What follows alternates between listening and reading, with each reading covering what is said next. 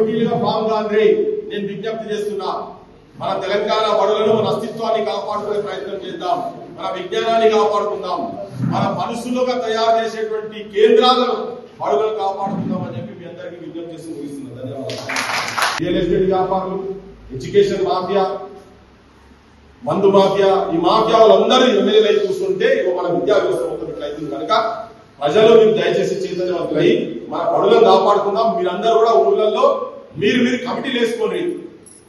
మీరు కమిటీలు వేసుకొని ఉన్న కమిటీలు పక్క పడేసేవి. రాజకీయ నాయకుల చుట్టూ ఉంటే ఉండదు, ఏం కాదు, మూడు కాలం తీరులు వాళ్ళతో. మన విద్యా వ్యవస్థను కాపాడుకుందాం. దీన్ని ఒక మహోద్యమంగా తయారు చేసేటువంటి ప్రయత్నం చేద్దాం. దానికి సంఘీభావంగా వచ్చినటువంటి మా అధ్యాపక సంఘాల మిత్రులందరికీ వాళ్ళకు కూడా చాలా పేరు ఉన్నది. వాళ్ళు కూడా చాలా మటుకు ఇప్పటికే చేస్తున్నారు. ఇంకా వాళ్ళకు కూడా మనం చేదోడు వాళ్ళతో ఉండి వాళ్ళు కూడా మన ఉద్యమానికి అవుట్లెట్ గా సపోర్ట్ ఎప్పటి నుంచి ఉన్నారు. ఇవాళ ఒక కొత్త రకంగా తీసుకుపోదాం కింది దాకా. మేమైతే క్షేత్రస్థాయి నుంచి పనిచేస్తున్నాం. మాకున్న శక్తి ప్రకారంగా ఆడ కూర్చొని ఏదో డైలాగులు కొట్టి నేను రాగానే ముఖ్యమంత్రి కాగానే మొత్తం విద్యా వ్యవస్థ మొత్తం ఉచితంగా ఇస్తా అనే డైలాగులు కొద్దిగా ఆ డైలాగ్ చెప్పడంలో దయచేసి నమ్మకండి. గ్రామాలలో నిజం మాట్లాడే నిజాయితీ పనులను 5-10 మందిని మళ్ళా చెప్తున్నా తయారు చేసేయండి. మంత్రులు కూడా విజ్ఞప్తి చేసేది మీరు పనిచేసే దగ్గర, మీకు పరిచయాల దగ్గర, మీ సంఘాల దగ్గర కూడా మీరు దయచేసి మాకు ఇవ్వండి. మమ్మల్ని అయితే చూసి మీరు మా నుంచి ఇంకేమైనా క్లారిటీ కావాలంటే కూడా మేము ఇస్తాం. వీటన్నిటి పట్టుకొని విభిన్న అంశాల మీద పోరాటం చేసే ప్రయత్నం చేద్దాం. మహిళలు ముందడు ఉండాలని చెప్పి మీ అందరికీ విజ్ఞప్తి చేస్తున్నాం. ఎందుకంటే మీ బిడ్డలు ప్రయోజకులు అయితే గౌరవం మీకే దొరుకుతుంది. ప్రతి తల్లికి ఉంటుంది నా బిడ్డ ప్రయోజకులు కావాలి, మంచిగా ఉండాలి, గౌరవపూర్వకంగా బతకాలని చెప్పని ఉంటుంది. కాబట్టి మీ పిల్లల భవిష్యత్తు గురించి కూడా ఆడవాళ్ళు మొత్తం కమిటీలు వేసుకొని ట్రైనింగ్ ఇస్తాం. మేము ఏంటి ఒక్కొక్క అంశం మీద, ప్రతి అంశం మీద అసలు తెలంగాణలో ఎన్ని బడులు ఉన్నాయి, భారతదేశంలో ఎన్ని బడులు ఉన్నాయి, ఎందుకు వేరే ఫిన్లాండ్ కావచ్చు, జపాన్ కావచ్చు, సింగపూర్ కావచ్చు, అక్కడ విద్యా వ్యవస్థ ఏమున్నది, వాటన్నిటి గురించి కూడా డేటా చెప్తాం. మొత్తం అవన్నీ స్లైడ్ వేసి చూపిస్తాం. మన దగ్గర ఎందుకు జరుగుతలేదు, మనం దేంట్లో తక్కువ, ఇవన్నీ మొత్తం ప్రతి ఒక్క అంశం మీద మేము కూడా ట్రైనింగ్ ఇస్తాం. ఎంతమంది అధ్యాపకులు ఉండాలి, ఏమేమి సౌకర్యాలు ఉండాలి, ఊర్లో ఉన్న కాడ ఎన్ని సౌకర్యాలు ఉండాలి, ఏముండాలి, ఇవన్నీ కూడా మేము మొత్తం అంతా చెప్తాం. జనానికి కూడా ఇంకా భవిష్యత్తు తీసుకోవడం దాని మీద కూడా బాగా వర్క్ చేసి పెట్టాం. ఇప్పటికే ఇంకా కూడా అన్ని అంశాల మీద జనానికి తీసుకుపోయి చెప్పే ప్రయత్నం చేస్తాం. మనందరం కలిసికట్టుగా ఉంటేనే మనము మూతపడుతున్నటువంటి బడులను ఆపుతాము. ఇవే కాదు, ఆల్రెడీ మూతపడుతున్నటువంటి బడులను కూడా తెలిపారు. గత ముఖ్యమంత్రి పనిచేసినాక 7,000 బడులు పనిచేసింది, దాదాపు 7,000 పైన బడులు పనిచేసినాయి. ఈయన వచ్చినాక మళ్ళీ ఈయన పనిచేస్తున్నాడు. ఇప్పుడు మళ్ళీ ఇంకా పనిచేస్తాడు. ఆల్రెడీ 2 నెలలు బంద్ అయినాయి, మళ్ళీ పనిచేస్తాడట. ఈయన వచ్చినప్పుడు అధికారంలోకి వచ్చినప్పుడు ఈయన ఏం చెప్పిందంటే మూతబడిన బడులను కూడా తెరిపిస్తా అన్నాడు. ఈయన వచ్చినాక ఉన్న బడులు నాశనం పట్టిస్తాడు, పూనుకొని కూర్చున్నాడు. ఇది జరగకుండా ఉండాలి. దీన్ని నిర్బంధంగా మనం ఆపే ప్రయత్నం చేద్దాం. అంతే కదా, అవ్వలేదా, ఆపాల్సిందే కదా. కానీ మళ్ళీ చెప్తున్నా, ప్రతి ఊరికి ఇట్లా టీములు తయారు కావాలి. టీములు తయారైనాక వాళ్ళకి ట్రైనింగ్ క్లాస్ ఇచ్చి అద్భుతమైన సైన్యాన్ని తయారు చేద్దామని చెప్పి మేము ఈ మీటింగ్లు పెట్టే క్రమంలో ఇక్కడికి వచ్చినాం. ఇంకా చాలా మీటింగ్లు పెడతాం. ఇది అయ్యో ఆయన వచ్చిపోయాయి కదా మళ్ళీ సారు అదేమైంది అనేది ఇక్కడ కాదు. మీరు తయారు కాదు, మీరు కంపెనీ వేసుకోండి. మీరు కూడా మేము కూడా తిరుగుతాం, అంతా తిరుగుతాం. మేము మొత్తం తెలంగాణ అంతా తిరగాలి కాబట్టి ఇవాళ ఇక్కడ టైం ఇచ్చినాం. రేపు ఇంకో దగ్గర ఉంటుంది, ఇంకో దగ్గర ఉంటుంది.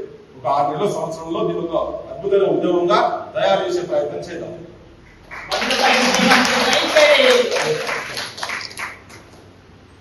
కాపాడుకుందాం మన బడులను, కాపాడుకుందాం మన ఊరి బడులను. అక్కడ పనిచేస్తారు, 70,000 మళ్ళీ రిటర్న్ తీసుకుంటాడు. ఈయననే జీతం 1,00,000 రూపాయలు వాళ్ళకి చూపిస్తారు, 70,000 కటింగ్ పెడతారు, 30,000 వీళ్ళకి ఇచ్చింది. ఇది జరుగుతుంది. ఇది వాస్తవిక పరిస్థితి. అంటే ప్రైవేట్ లో పనిచేసేటువంటి వాళ్ళు కూడా సుఖంగా ఏం లేదు. కానీ యాజమాన్యాలు, ఎమ్మెల్యేలు, మంత్రులు మాత్రం మంచిగా ఉన్నారు. ఈ వ్యవస్థ పోవాలంటే మీకు చెప్పేది ఏంటంటే, ఆఖరి ముచ్చట చెప్పేది ఏంటంటే, మీరు చైతన్యవంతులు కావాలి. ప్రజలుగా మన బడులు మనం కాపాడుకుందాం. ఈ ముఖ్యమంత్రి వచ్చి 15% మేనిఫెస్టోలో పెట్టింది. 15% విద్యకు నేను ఇస్తా బడ్జెట్ లా అని చెప్పారు. ఆయన 8% ఇచ్చి తీసుకుంటే అది ఇంత ముందు ఇచ్చారు. కంటే ధర పెరిగింది, తగ్గిపోయింది. 50 రూపాయలు ఎంతో ఎక్కువ చూపిస్తుంది అంతే. 8% 15% పెట్టి కూడా నువ్వు నిజాయితీగా విద్యా వ్యవస్థ తెలంగాణలో బాగుపడాలంటారు. ప్రతి బడిలో, ప్రతి ఊరు బడికి మీ దగ్గర బాత్రూమ్ కట్టిస్తే మీ బిడ్డను వాయిదా పంపిస్తావు కదా, ఇప్పటికైనా పోతున్నారు. కానీ ఇప్పుడు విధి లేని పరిస్థితి పోతున్నారు. మళ్ళా మీ టీచర్లు కరెక్ట్ ఉన్నారా లేదా చూడాలి కదా. నువ్వు ఫుట్బాల్ ఆడతారో బాస్కెట్బాల్ ఆడతారో ఇలా క్రికెట్ చూస్తున్నాం. మన ప్రపంచం ఒక వెలుగుతున్నారు కదా వాళ్ళంతా. ఆడవేళ మన దగ్గర లేరా? ప్రతి ఊర్లో ఉంటుంది కదా, టాలెంట్ ఉంది కదా, ఆటలు ఆడతారు. ఒక్కొక్కరు ఒక్కొక్క లైన్ లో పోతారు కదా. మంచిగా ఆటలాడే పిల్లగానికి ఏమైనా కావాలంటే అడ్మిషన్ కూడా పెద్ద పైన కావాలి. ఏం లేకుండా క్షేత్రస్థాయి నుంచి తరగతి గదులు కావాలి, అధ్యాపకులు ఉండాలి, అడ్మినిస్ట్రేటివ్ స్టాఫ్ వారికి కూడా వీళ్ళతో చెప్పేందుకు దానికి సపరేట్ జూనియర్ అసిస్టెంట్ ఉండాలి. జూనియర్ అసిస్టెంట్ పని బాగా చేయాలి. నేను ఒకటి చెప్తా మీకు. నేను చాలా బడుల్లో తిరుగుతున్న క్రమంలో చాలా అనుభవాలు అయినా ఏంటంటే, హైదరాబాద్ లో బయట కూడా కాదు, మేము స్కూల్ విజిట్స్ కి పోయినాం. స్కూల్ విజిట్స్ కి పోగానే పంతులు సీపులు గంటలు పట్టుకొని సాఫ్ చేస్తారు క్లాసులో. మమ్మల్ని ఏదో ఇట్లా సార్లు వచ్చినట్టు సీపులు గంట పక్కన పడేస్తారు. ఏంటి సార్ ఏంటి పరిస్థితి అంటే, ఏమున్నది, ప్రభుత్వ బడులు రాత్రి పూట గంజాయిలు తాగుడు అడ్డాలు తయారైపోయింది. అయితే అమ్మా పిల్లలు ఉంటారు. బయటనైతే గంజా అడ్డాలుగా తయారైనాయి. వాడు రాత్రి మొత్తం ఆడే ఫుల్ కొడతాడు. వాడు ఇది చేస్తారా తెలియదు. ఎలా రేసి అది ఎవరు సాఫ్ చేయాలి? సాఫ్ చేసిన మెకానిజం లేదు, చాలా ఊళ్ళో లేదు. ఎవరు సాఫ్ చేయాలి? వచ్చినాక ఇది లేని పరిస్థితుల్లో పంతులు సిగ్గులు దాన్ని మాట్లాడరు ఎవరు. అందులో ఉన్నదో కూడా కొంతమందికి ఎరికే మేము కలిసిపోయిన వాళ్ళు. కానీ వాటి గురించి చర్చ జరగదు. బయటికి రాగానే పాఠశాల చుట్టూ ప్రాంగణం ఉంటే అంతా బీర్ పార్టీలో ముక్కలు కనబడుతుంది. పిల్లలు ఆడేది కాదు, ఆడవాలి. ఇది నేను ప్రాక్టికల్ చెప్తున్నాను. ఆ వంట వండిన వాళ్ళకు పైసలు ఇచ్చులేదు. ఇవన్నీ మారాలంటే ప్రజలకు చైతన్యవంతులు కావాలి. మీరు కూడా బయటికి రావాలి. ఆడవాళ్ళు మీరు కూడా, మీరు అన్ని ఊళ్ళలో సంఘాలు ఉన్నాయి కదా, సంఘాలందరూ దయచేసి ఒక్కరు రాండి. ఆయన ఏమి ఇచ్చాడో తర్వాత సంగతి. మీరు పిల్లలన్నా బడుగు కాపాడుకుంటే పిల్లల చదువుల సంఘం చదువుకుంటారు. వాళ్ళు పెద్దగానే మంచిగా ఒక నౌకరు గీకలు వస్తే మీకు ఇంత ఇక్కడ గో పెడతారు, గౌరవపూర్వకం గో పెడతారు. ఆఖరికి ఏంటంటే రాజకీయ నాయకుడు ఎవరైనా ఇప్పుడు ఊళ్ళో పోలి వస్తే సచ్చినప్పుడు కొంత బియ్యం వేస్తే కృషి మనం ఇక మా ఎమ్మెల్యే సాబ్ వచ్చేది సగం బస్తా బియ్యం ఇచ్చింది 200,000 రూపాయలు ఇవ్వగానే నాకు ముందు వాడే చెప్తున్నాయి. నేను చెప్తున్నా ఈ మధ్యలో అన్ని మీటింగ్ లో చెప్పాల్సింది. వాడే చెప్తుండే, అరే మా ఎమ్మెల్యే సాబ్ వద్దాడన్నా తెచ్చుకున్నా 5,000 రూపాయలు ఇస్తున్నా. నేను నీ 5,000 ఎవరికి కావాలి? ఆయన నీ ఇంట్లో చదువుకుని ఉంటే నౌకరి నెలకు 20,000, 30,000, 40,000, 50,000 వస్తాయి కదా. దాన్ని చదువు తగ్గట్టుగా నువ్వు ఇచ్చేది వీళ్ళు ఇది చూపిస్తారు. గుట్టలు గుట్టలు కొండలు మొత్తం మాయం చేసి పడేస్తారు. భువనగిరి చుట్టూ ఒక గుట్టం కదా, భువనగిరి అంటేనే ఇటువంటి జాగాయి పెద్ద పుల్లు సిరిక పుల్లు ఇట్లా అద్భుతమైన జాగాయి మొత్తం అది కూడా కొట్టేస్తుంది.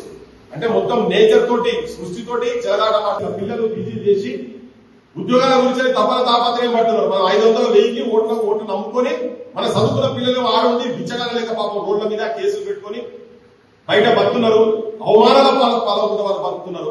ఓట్లు అమ్ముకుంటే మనకు వాస్తవాలేంటి నిజాలేంటి ఇవన్నీ గమనించకుంటే సర్పంచ్లు పట్టిన అంటే ఎందున్నాయి, ఎన్ని ఖర్చు పెడతాడు. ఇదే ఊళ్ళో చూస్తాను. నీ బడి మంచిగా చేస్తా, ఈ ఊర్లో ఒక హెల్త్ సెంటర్ పెట్టిపిస్తా, గుడ్ల దవాఖాన పెట్టిపిస్తా. ఇవి కావాలి కదా, పల్లెలు కావాలండి. నాణ్యమైన చదువు చదివిస్తా. ఎమ్మెల్యేలతో పరిచయాలు ఉండడం గొప్పతనం కాదు. ఎమ్మెల్యేలు మన కులపడం కూడా గొప్పతనం కాదు. కానీ సమాజానికి ఏం చేస్తున్నది కావాలి. మన కులపుడైనా మన కులపుడైపోయి లంగోతంగా ఉండేది కాదు. మంచోళ్ళు అయి ఉండాలి. సమాజానికి ఉపయోగపడే ఉండాలి. ఎవడైనా కానీ సమాజాన్ని అందరినీ మనసు లెక్క చూసి అందరి ఎదుగుదలను తీసుకుపోయేటట్టు మానసిక స్థితి ఉన్నటువంటి వాళ్ళను పల్లెలలో మనం నాయకులుగా తయారు చేయాలనేది క్రాంతి ఉద్దేశం, మా ఉద్దేశం. ఇంకెంతకాలం తెలంగాణ వచ్చిన తర్వాత కూడా 10 ఏళ్లలో చాలా ఏమో జరుగుతుంది అనుకున్నాను నేను కూడా. కానీ ఏం జరగాలి. మీకు పోయి పొయ్యిలో పడ్డట్టు అయింది. ఇప్పుడు ఇంకా అధ్వానం అయిపోయింది. స్ట్రెచ్చర్ల మీదకి వెళ్ళి కోమాలకి డైరెక్ట్ గా తీసుకుపోయి దహనం చేసుడే ఉన్నది. ఇది ప్రజాస్వామ్య వ్యవస్థ. నిరుద్యోగులు నాకు ఎందుకు నౌకరిస్తుందో అని చెప్పి అడిగితే వాళ్ళ మీద కేసులు పెట్టే కాడికి వచ్చింది. హింస చేయలో దుకాణం తగ్గబెట్టిన వాళ్ళు ఇక్కడ పోయి ఎవరైనా కొట్టలే, నీ ఆఫీసులకు వచ్చి ఫర్నిచర్ నుంచి బయటలే, నువ్వు ఇస్తానన్న నౌకర్లు ఇవి అని చెప్తున్నారు. వాళ్ళకేం పట్టదంటే ఎందుకు పట్టించుకుంటలేరని మొన్న ఆయన అడిగినాను. ఎందుకు పట్టించుకుంటలేరు? పోయి వాళ్ళకి ఏం కావాలి, ఓట్లు కావాలి. పోయినసారి 1000 రూపాయలకు అమ్ముడు పోయినాం, ఈసారి 2000కి అమ్ముడు పోతారు. అంతే ఆ పైసలు సంపాదించుకున్నాం. అందుకనే లక్షల కోట్ల రూపాయలు వాళ్ళు సంపాదించుకుని ఇది ప్రజల దగ్గర మన దగ్గరనే ఉన్నది. మందు మన దగ్గరనే ఉన్నది. ఇలాగ మన దగ్గరనే ఉన్నది. రోగం వస్తే ఎక్కడ తీసుకుపోయి దర్గా కాడ తీసుకుపోతారంటే సీపులు గట్టలు ఇంపులు పెట్టి వాయిస్ చక్కగా అయితే చూసినావా. ఇప్పుడు గట్ల ప్రజలు ఓటు చైతన్యం తీసుకోవాల్సిన అవసరం ఉంది జనానికి. అంత లోపల మనం కొట్లాడతాం. అంత లోపల మన బడులు ఎట్టి పరిస్థితి ఇప్పుడు బంద్ అయినాక ఈ బడులు బంద్ అయినాక మళ్ళా బడులు నిర్వాలంటే చాలా కష్టమైతే రియల్ ఎస్టేట్ దందాలు చేసి ఆ జాగా అమ్ముకుంటారు. గుర్తుపెట్టుకోండి కూడా మీకు చెప్తున్నాను. ప్రజలు చైతన్యవంతులు కాకపోతే ఆ జాగా అమ్ముకుంటారు. వాళ్ళు ఉంచారు రాజకీయ నాయకులు దుర్మార్గం. మనోళ్ళు కూడా గ్రామీణ ప్రాంతాల్లో సర్పంచులు కావచ్చు వాళ్ళు వీళ్ళు కాపాడలేదు. వాళ్ళు ఇప్పుడు చెప్పారు కొంతమంది పోయి గదివ పట్టుకొని అదొకటి చేసి మేము ఎందుకు ఇలా మా దగ్గర ధర్మసాగర్ దగ్గర ఒక సర్పంచ్ చదువుకున్నామే ఆడపిల్ల పోయి ఇంటింటికి తిరిగి ఒక 70 మందిని జాయిన్ చేసింది. తెల్లారి పెద్ద మనిషి స్టేట్మెంట్ ఇచ్చారు. అట్లా బడి బంద్ అవుతారు కదా, నీ మాట మీద మా వాళ్ళని జాయిన్ షేరింగ్ చేసిన అనుకో రేపు బడి బంద్ అయితే పరిస్థితి ఏంది? ఫోన్ చేసి అడిగితే మీకు మీటింగ్ ఉంటే ముందు అన్న మేము మొత్తం ఊరంతా తిరిగినా మొత్తం అందరూ తయారు చేసి బడిలో షేరింగ్ చేపిస్తే ఒక పరిస్థితికి ఇది బంద్ చేస్తానని స్టేట్మెంట్ ఇచ్చింది. సో పల్లెలల్లో ప్రజలు చైతన్యవంతం కాకుండా ఉంటే తెలంగాణ విద్యా వ్యవస్థ, తెలంగాణ భవిష్యత్తు మానవాలే విజ్ఞానం అంతరించిపోయే పరిస్థితి ఉన్నది. కాబట్టి మేము ఊరుగా తిరిగి ఇక పెట్టిన యాదాద్రి ఇక్కడికి వచ్చిన వాళ్ళందరికీ చెప్తున్నా నేను, ఎవరెవరికైతే అలా మీ సంఘాలు ఉన్నాయి కదా, మీ సంఘాలకెళ్ళి ఏ ఊర్లో మీ కుల సంఘాలు ఉన్నాయో దానికెళ్ళి మాకు ఒక 5 మంది 10 మంది మీరు మేము ట్రైనింగ్ చేసి సైనికులను తయారు చేస్తాం. ప్రజల గురించి పనిచేసే సైనికులను తయారు చేస్తాం. కులవృత్తులు ఉండాలి, కులం వాళ్ళకు ఉండదు. కానీ సమాజం హితం గురించి పనిచేద్దాం. బడులలో అందరూ అది ఉండేది. ఈ తమాషాలు చేసి ఒక 4-5 బడులు కట్టి మొత్తం తెలంగాణ విద్యా వ్యవస్థ మొత్తం బాగుపడేది అనగానే సంబరపడు కాదు. ఇంకోటి జనాన్ని కూడా చెప్తున్నా, పంతులను తిడితే మీరు హర్షించకండి, ప్రశ్న చేయండి. ఏ పంతులు తిడుతున్నావు, ఎందుకు తిడుతున్నావు, ఏ పంతులు ఎక్కడా ఏం చెప్పలేదు, ఏ సవలతులు నువ్వు ఇస్తే వాళ్ళు తిరిగి కూర్చుంటున్నారో చెప్పాలి. కొంతమందికి స్టైల్ అయిపోతాడు హైదరాబాద్ లో కూర్చొని ఐఏఎస్ ఐపీఎస్ దాకా కొంతమంది అందరూ కట్టలేదు. ఉట్టిగా అబండాలేసుడు వాళ్ళు ఉన్నారు కాబట్టి నడుస్తున్న చెప్పిండు కదా, వాళ్ళు ఉన్నారు కాబట్టి వాళ్ళ జిల్లాలకు వెళ్ళిపెట్టి వాళ్ళకు కుటుంబాలు ఉంటాయి కదా.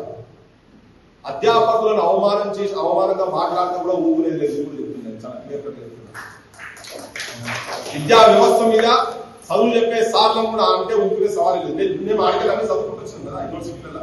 ఇప్పుడు మా దగ్గర నేను చదువుకున్న కాలేజీలో 38 మంది పంతులు ఉంటారమ్మా. 5 మంది ఉన్నారు. ఏం చెప్పాలి? మా ఎంబీఏ డిపార్ట్మెంట్ 5 మంది ఉన్నారు. ఇప్పుడు ఇక్కడికి వస్తే ఏం చదువులు ఉంటాయి? ఎందుకంటేమో ఈ కాలేజీ అంటే మాకు అప్పుడు ఇంకా సీట్ రావాలంటే పెద్ద గగనం, అదో కళ. కొన్ని ఏళ్ళు మేము కళ కానీ అక్కడ రావాలి. ఇవాళ లేవు, ప్రైవేట్ వెళ్ళిపోవాలి. మల్లారెడ్డి కాలేజీ ఇక్కడ ఉన్నంత అనుభవం అక్కడ ఏముండదు. కానీ ఫీజు ఎంత? 4 లక్షలు 5 లక్షలు.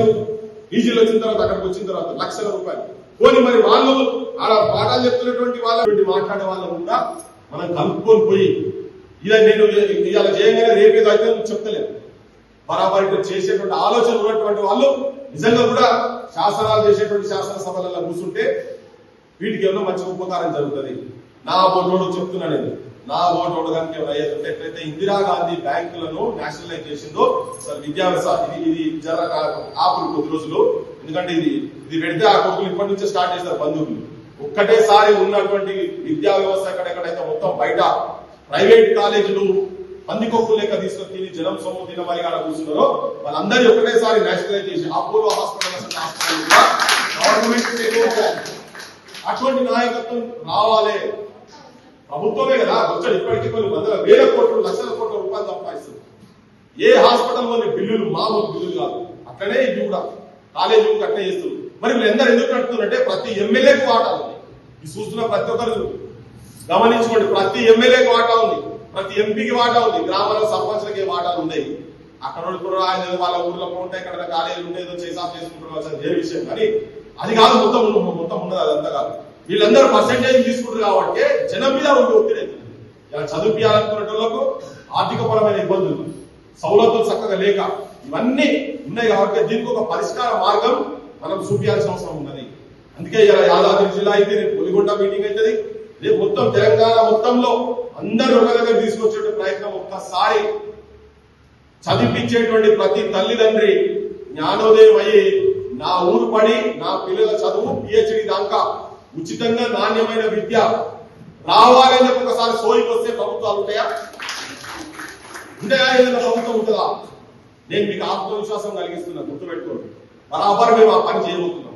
ఇలా ఊరెంక సభలు ఇవి చిన్న రౌండ్ టేబుల్ రేపు ఇవన్నీ కలిస్తే ఒక ఒక్కసారి ఒక మహాసభ ఒక పెద్ద ఉద్యమంలోకి వచ్చినాడు మొత్తం రాజకీయ వ్యవస్థను మార్చిపడతాం తెలంగాణలో. నీకు ఏం స్కీమ్లు అవసరం లేదు. పండుగ చీరలు ఇచ్చి మొత్తం ఇక మన ఆడవాళ్ళు ఎన్నడూ చీరలు కొనుక్కోలే. చెప్పగానే మా పండుగ చీర వచ్చిందంటే చీర వచ్చింది. అడక్క తినే బతుకు తయారు చేసి పడేసారు మొత్తం సమాజం, మొత్తం రాజకీయ నాయకులు, రాజకీయ వ్యవస్థ మొత్తం. ఆఖరి పరిస్థితి ఏంటంటే వాళ్ళకి ఇచ్చిన నాకు ఇయ్యలే, వాళ్ళకు ఇచ్చిన అంటే నాకు 500 ఇచ్చినామని పంచాయతీ పెట్టుకునే దానికి వచ్చింది. కానీ నా పిల్లలకు బడి ఎందుకు లేదు, బాత్రూమ్ ఎందుకు లేదని కొట్లాడే పరిస్థితి తెలంగాణ అది తీసుకొస్తానికి మేము ప్రయత్నం చేస్తున్నాం. రాజకీయ నాయకుడు రాగానే పడి వర్షపడి పోవుడు, ఫోటోలు దిగుడు. ఆయన పోయేటప్పుడు మరి ఏమి ఇస్తావా ఏమన్నా 500 ఇస్తావా, 1000 ఇస్తావా? అరే ఎక్కడున్నది, ఏం సమాజంలో బతుకున్నాము? నీకు కావాల్సిన హక్కులు నీకు కావాలి కదా. నువ్వు పండించే ధాన్యాన్ని నువ్వు ప్రాపర్ గా నీకు దానికి ఒక గిట్టుబాటు ధర కావాలి. నువ్వు గౌరవపూరితమైన బతుకు బతకాలి.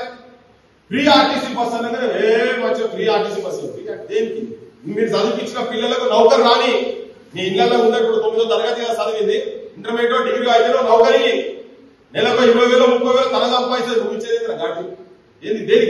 దేనికి వాళ్ళు ఇచ్చేది ఇచ్చావా? ఇలా